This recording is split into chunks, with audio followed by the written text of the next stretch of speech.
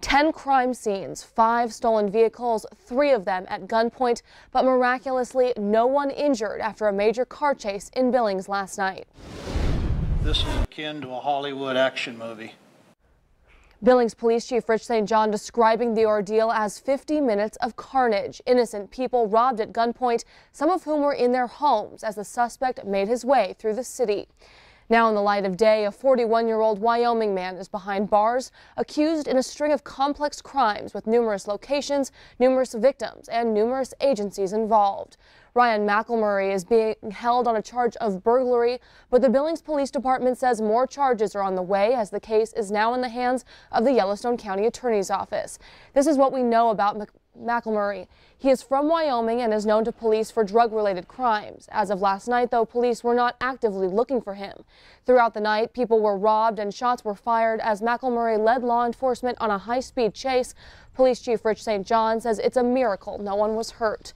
It all started last night around 10 o'clock with a call to a burglary on the south side. As you can see from this map, from there, McElmurray led police to the west end, crashing and stealing vehicles along the way, even breaking into a home on King Avenue, robbing the residents at gunpoint and taking off in their car. His route was 48th Street west to Rimrock, then around the Mormon Temple, back down to Rimrock, and then to Shiloh, where he was stopped with spike strips. So he stole another vehicle. The chase continued then toward Lockwood, where he hit spike strips on I-90 at the 27th Street exit.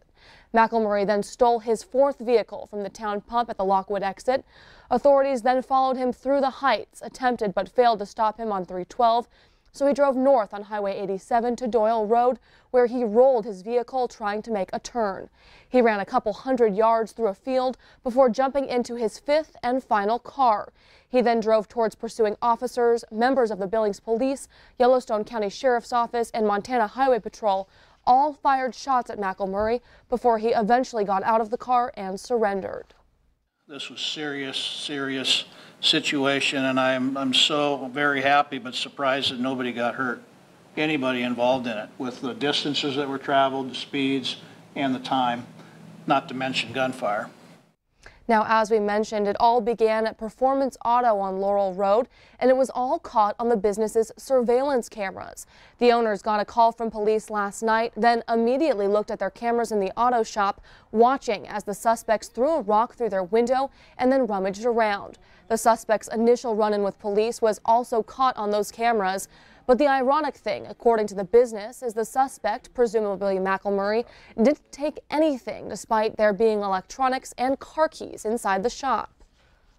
He smashed through the window, and it actually made not a very large hole. And it's amazing he didn't cut himself because the glass was quite jagged. But he made entrance into the building, and then he spent 7 minutes in the building going through desk drawers and looking over keys. The general manager of Performance Auto also tells us the suspect in the video took a decorative license plate off the wall and carried it around with him. It was dropped when he fled police. Other than that, the business suffered little damage.